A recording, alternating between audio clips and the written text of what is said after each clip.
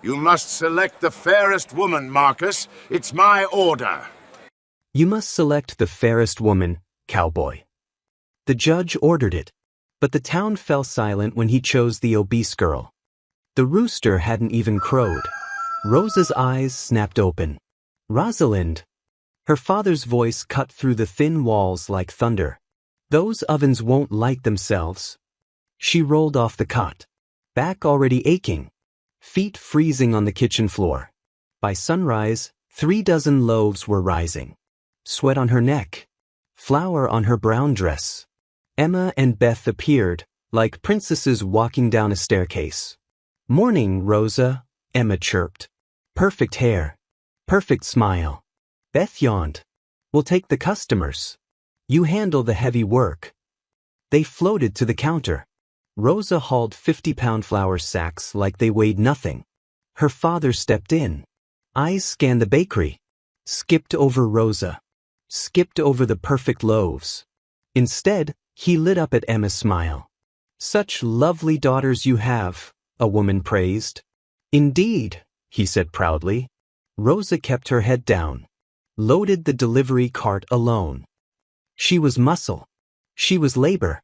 She was the invisible backbone no one praised. But inside, she remembered. 3 years ago, she dreamed differently.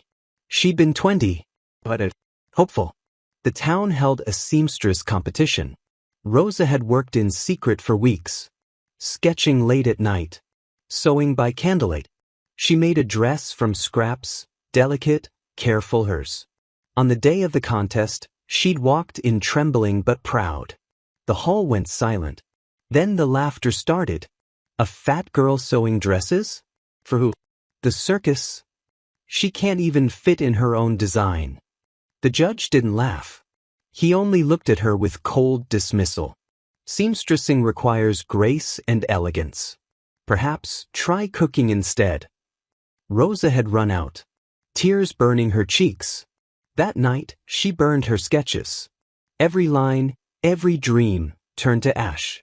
She buried that part of herself so deep she told herself it never existed. Now, flour replaced silk. Dough replaced thread. And every morning, as she sweated behind the ovens, her sister's laughter and her father's indifference reminded her. The town would never let her forget what she was. Not beautiful. Not talented. Not worthy. Only Rosa, the bakery's burden. The sun was high. The bakery was hotter than ever. Rosa's arms ached, but she didn't stop. The hotel order had to go out. 20 loaves, heavy as bricks, stacked high on the cart. Her sisters waved her off with painted smiles. "We'll watch the counter. Don't take too long, Rosa." Her father added without looking at her. "And try not to embarrass the family this time." The words sank deeper than the sweat dripping down her back. She heaved the cart through the streets.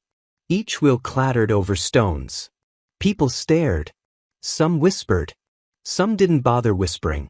There she goes, built stronger than a mule. Big as 2 women and twice the sweat. Rosa bit her lip and pulled harder. If she looked up, they'd see the tears. At last, she reached the hotel steps. Relief washed over her. Just a few more pushes. She would be done. But then, the wheel caught on the stone edge. The cart lurched.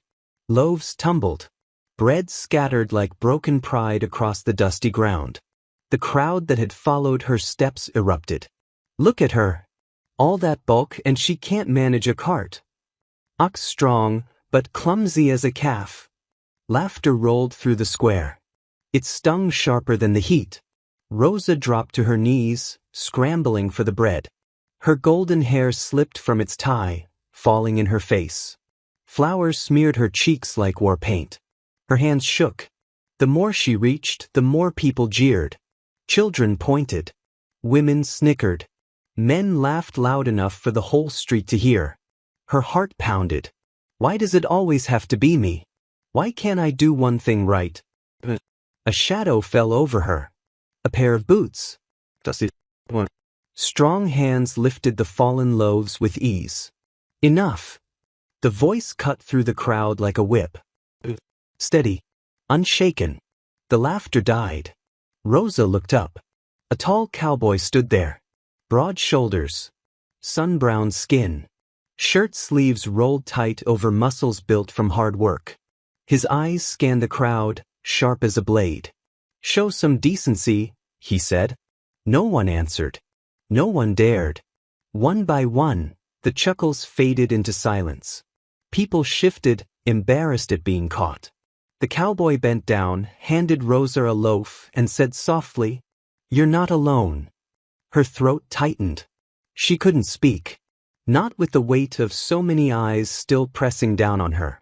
But for the first time in years, someone had stood between her and their cruelty. The loaves were gathered.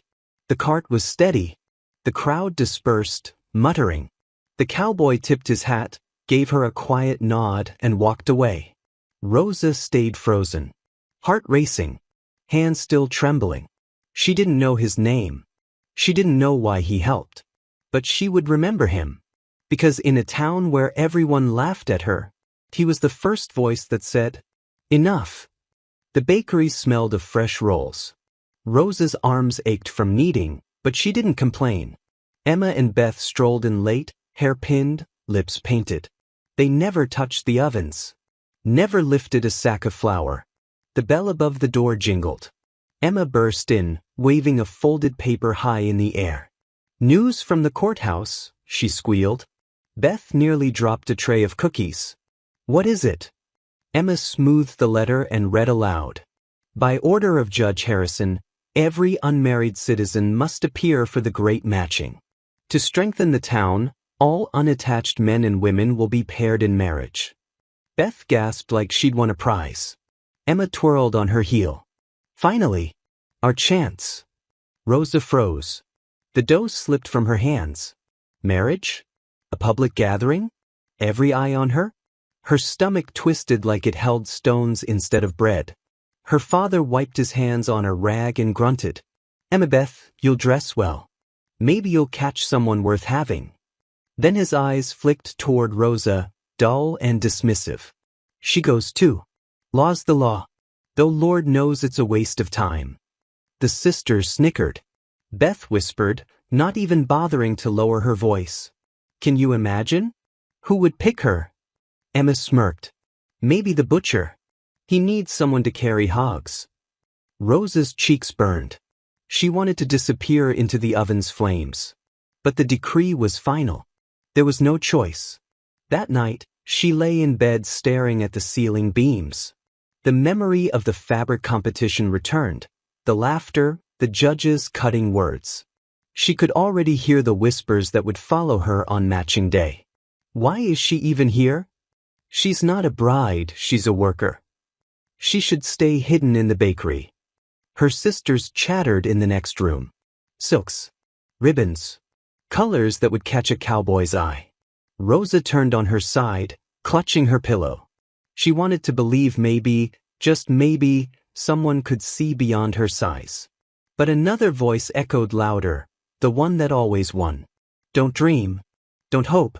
You'll only burn again." The next morning, the bakery was alive with excitement. Emma and Beth talked only of dresses, hairstyles, and eligible men. Rosa carried flour sacks, swept floors, cleaned ovens. Every task a reminder of who she was in their eyes. Not a daughter to be proud of. Not a woman to be chosen. Just Rosa, the one meant to work. And now, forced by law, she would stand in the square beside her sisters. While the whole town watched. While they laughed. The bell over Miller's fabric shop jingled as Emma and Beth swept inside. They moved like they owned the place, heads high, voices loud. "Silk first," Emma declared, already tugging at bolts of shimmering fabric. Beth ran her hands over lace. "This will make me look like an angel." Imagine the cowboys staring. The shop buzzed with women, all chattering about the matching. Rosa slipped in behind them, trying to stay small. Her eyes didn't go to the silks. Not the lace. Just a soft roll of cotton near the back, plain, but comforting. Something she could imagine working with. Something honest. She reached for it. "Not that one, dear." Mrs. Miller's hand swooped in, snatching the fabric away. Her smile was tight, practiced. That cotton is far too simple. Let's get your measurements instead. Before Rosa could protest, the measuring tape whipped around her chest. It strained, stopped. Mrs. Miller tugged, then clucked her tongue loudly enough for every woman in the room to hear. We'll need to special order. The words floated in the air. A snicker came from the corner. Then another. Nothing here will accommodate your proportions. Laughter rippled through the shop. Rosa's cheeks burned. Her arms twitched to cover herself, but the tape was still stretched across her. Emma smirked, pretending to be embarrassed on her sister's behalf. Beth turned away, hiding a grin. Rosa forced her voice to work. That's fine. I don't need. Nonsense, Mrs. Miller interrupted. Every girl needs a proper dress for the matching. But yours will take extra fabric, extra time, and extra coin. The giggles grew louder. Rosa felt the floor tilt beneath her. Every eye was on her. Not her sisters, not the other girls swirling silk against their skin. The fat girl. The odd one out. The one who didn't belong. Her hands curled into fists at her sides. She wanted to vanish. But she couldn't. Not here. Not under the law. Emma lifted a shimmering pink bolt. This one, Father will pay for me. Beth held lace to her cheek. And this for me. Mrs. Miller gushed over them, fussing and flattering. The room hummed with approval. Rosa slipped back, wishing she could melt into the shelves. She didn't want silk or lace. She didn't even want the cotton anymore. All she wanted was the door. When the sisters strutted out, arms full of fabric, Rosa trailed behind, empty-handed. Her cheeks still burned. The laughter still echoed. And in her chest, that old wound opened wider, reminding her she had never belonged on a stage. Not then. Not now. Not ever. The morning of the matching arrived. Emma twirled before the mirror, smoothing her silk dress. Beth fussed with lace ribbons in her hair. The whole house smelled of perfume and powder. But in the kitchen, Rosa stood at the sink, scrubbing pans. Her father leaned in the doorway, arms crossed. You finish the morning bake before you go, he said flatly. Nobody's choosing you anyway, so there's no rush. Rosa froze, sponge still in her hand. Emma laughed lightly. He's right, Rosa. Just don't be late enough to embarrass us. Beth added, maybe stand at the back when we line up. Save us the shame. Their giggles floated down the hall. Rosa kept scrubbing, though her chest felt like it might split open. By the time she loaded the ovens, her sisters were already out the door. Faces glowing, dresses swishing, their excitement filling the morning air. She worked faster. Hands raw, arms aching, sweat sticking flour to her skin. Finally, the last pan was done. She untied her apron, hurried to her room, and pulled on the simple yellow dress she'd managed to piece together after the humiliation at Miller's shop. It was plain. Too plain. But it was all she had. Her golden hair, usually tied tight for bakery work, tumbled loose as she rushed. She didn't even have time to pin it properly. She ran. Through the square, past the shops, her breath shallow. When she arrived, the crowd was already gathered. She was last. Every head turned as she stumbled in, cheeks flushed, skirt still dusted with flour from the kitchen. Whispers rippled through the square. Why did she even bother? Someone should tell her to go home. She looks like she came straight from the oven. The words stung sharper than the morning sun. Emma and Beth stood proudly in the front row, glowing in silk and lace. Their eyes flicked toward Rosa, then quickly away, pretending she wasn't their sister. Rosa lowered her gaze, fighting the shame burning her throat. She tucked herself at the far edge of the line, as small as she could make her body. But she couldn't escape the whispers. They followed her like shadows. And as the judge stepped onto the platform, his booming voice calling the town to order, Rosa wished more than anything that she could disappear before the choosing began.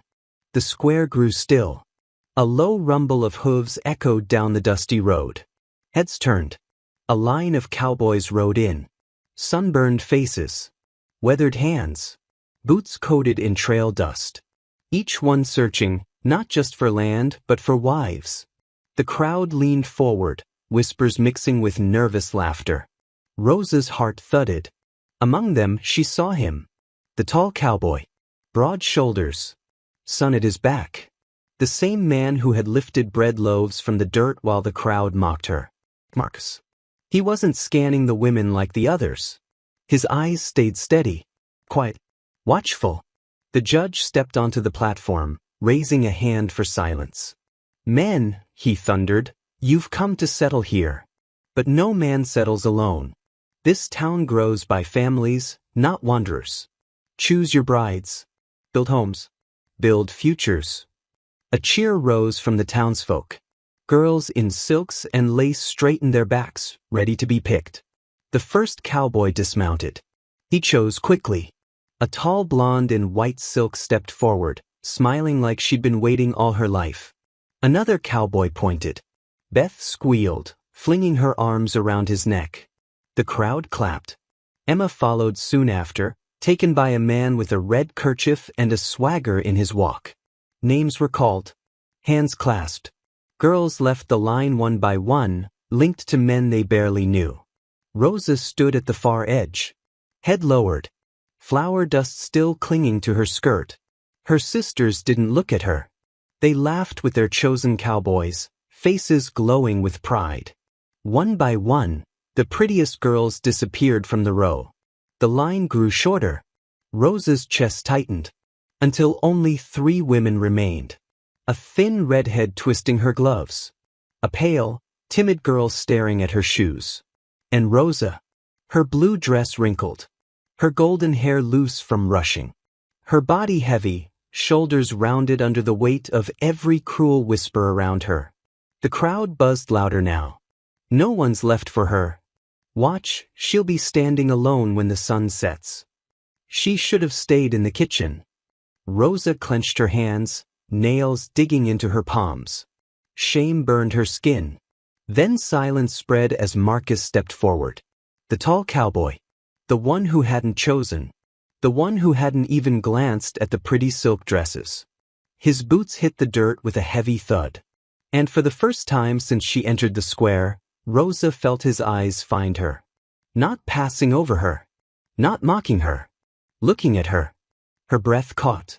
The crowd waited, tense, buzzing with disbelief. And Rosa felt something she hadn't felt in years. Hope flickering like a candle in the dark. Marcus stood still. Every cowboy had already chosen. Laughter, clapping, cheers filled the square. But he hadn't moved. The judge's eyes narrowed. You there? Step forward. Marcus walked slowly, boots heavy in the dust. Your turn, Judge Harrison barked. Choose your bride. Marcus's jaw tightened. His voice came out low. Judge, I didn't come here for a wife. I came for work. A ripple spread through the crowd. Whispers. Guess. The judge's face hardened. No man lives alone in this town. Family brings order. A roof without a woman is no roof at all. That's the law. What the crowd didn't know, Marcus had only arrived weeks earlier. In his old town, no such rule existed. He had lived freely, though never lightly. He had once loved a woman with his whole heart, only to lose her to sickness in a single cruel winter. Since then, he buried himself in labor, not laughter. His body grew stronger, but inside, he carried scars no one could see. To him, choosing a wife was not a duty, it was reopening a wound he had never let heal. His hand flexed at his side. He glanced at the line of women left. The redhead trembling. The pale girl, staring at the ground. And Rosa. Her blue dress clung awkwardly. Her golden hair slipped from its pins. Flowers still dusted her skirt from the bakery. She stood stiff, waiting for the humiliation she knew was coming. The crowd pressed closer, eager for the spectacle. He won't take her. He'd sooner leave town.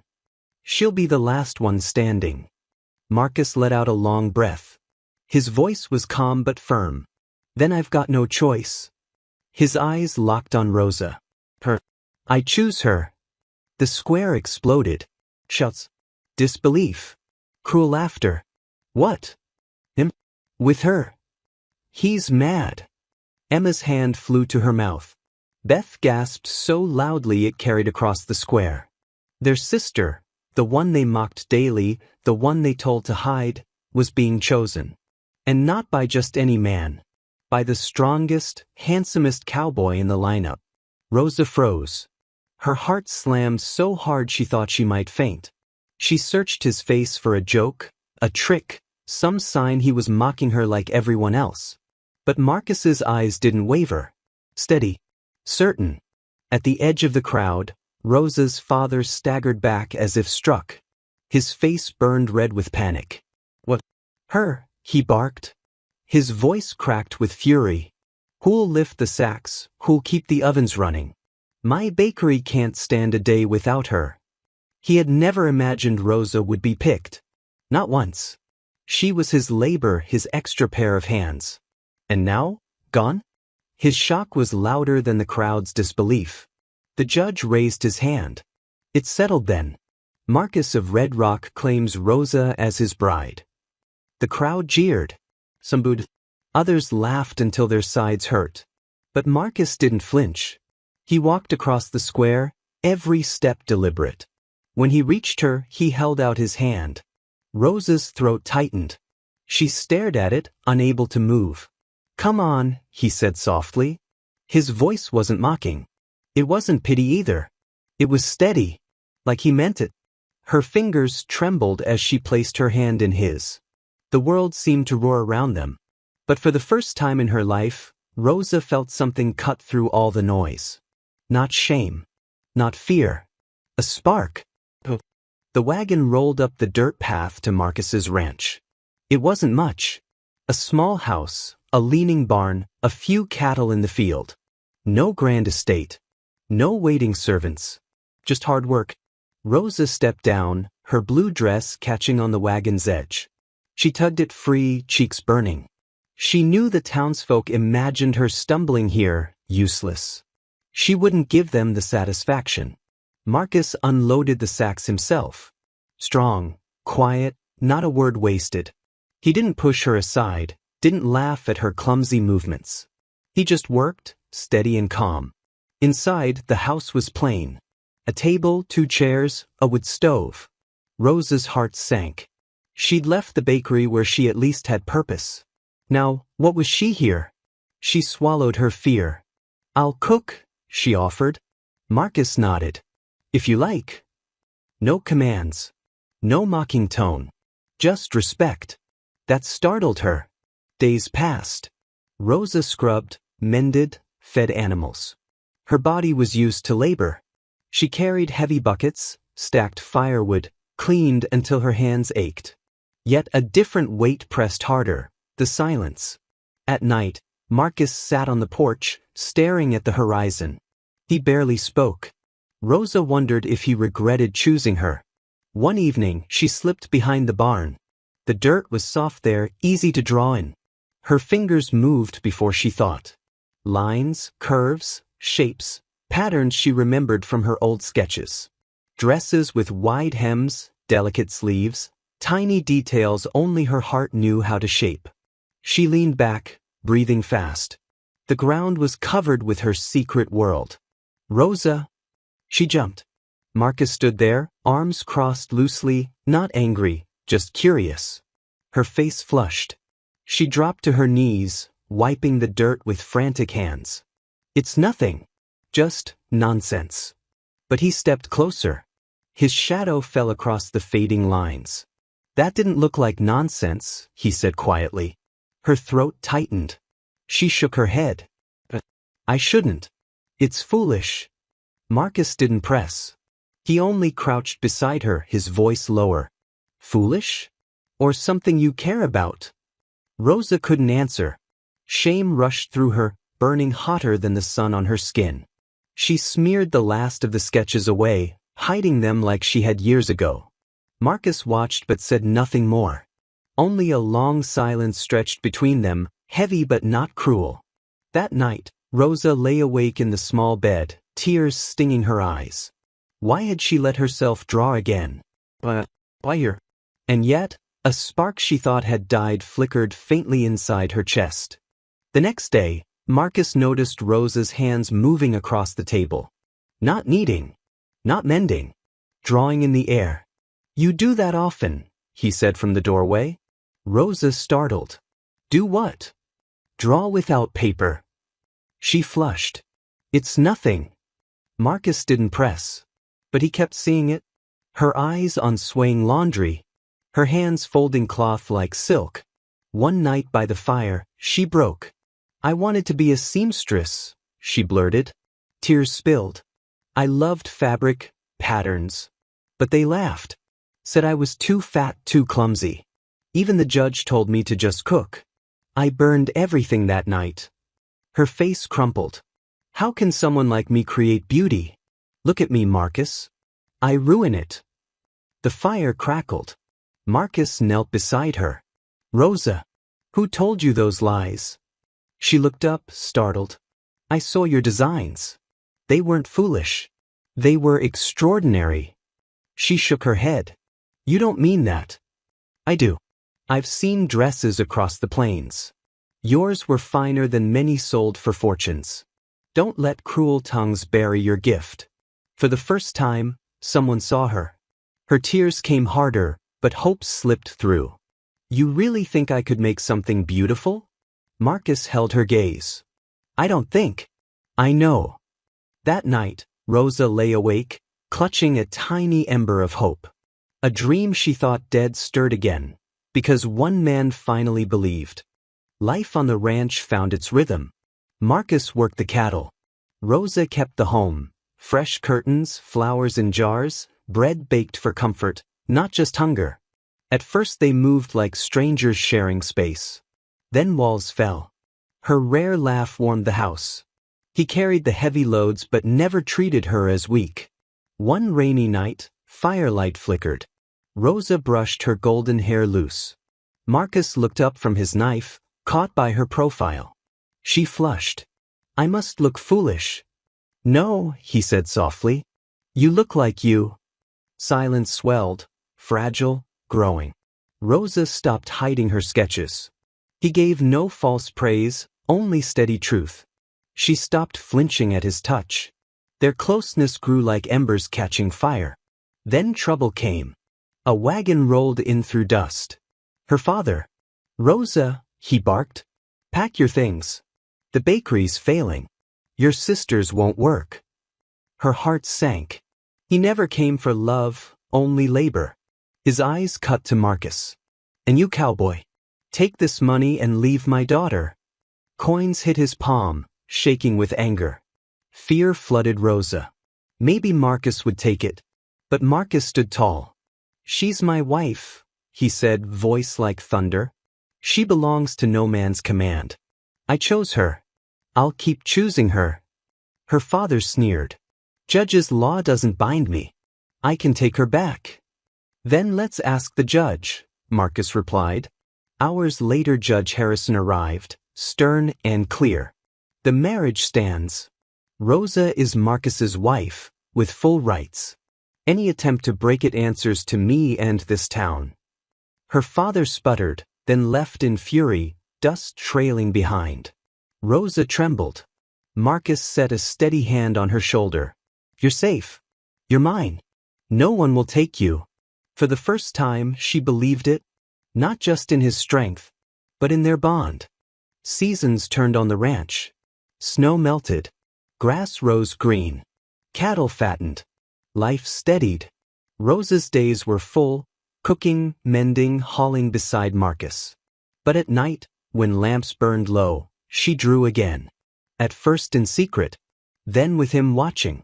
Don't hide, he told her. Your hands are meant for more than bread and buckets. One evening he returned from town with a parcel, fabric, needles, thread. For me, she whispered. For you, he said simply. Her hands shook as she touched the cloth. A dream stirred awake. Night after night she sewed. The first dress was plain cotton, but neat, with soft pleats. She tried it on, staring at her reflection. Marcus smiled. "You look beautiful." For the first time, she believed him. Word spread. Neighbors asked for mending. Then dresses. Soon coins pressed into her palm proved her worth. Still, doubt lingered. Could she face the town that once mocked her? The chance came with Judge Harrison's summer gathering. Music, food, dancing in the square. Marcus's voice was steady. "Wear one of your dresses. Let them see." Fear pounded, but she wore it. A soft blue gown, flowing and strong, beadwork catching the light. When she stepped into the square, silence fell. Not mockery. Where did she get that? "It's perfect." Women crowded close, asking for their own. Marcus's voice rang clear. "My wife made it. Finest seamstress in 3 counties." Orders poured in. The music swelled. Marcus led her into a dance. "You were always beautiful," he whispered. "Now they see what I knew." Her tears came, tears of joy. That night, Rosa stood tall. No longer the mocked daughter. No longer the broken girl. She was Rosa, the seamstress, the wife, the woman who rose from ashes into her own light. And Marcus stood beside her. Not rescuer, partner. Together, they built not just a life, but a love strong enough to silence every cruel word. Thank you for listening to Rosa and Marcus's story out here on the Wild West frontier. How did it make you feel? And where are you listening from? Let me know in the comments. And if you enjoyed it, don't forget to subscribe for more stories like this.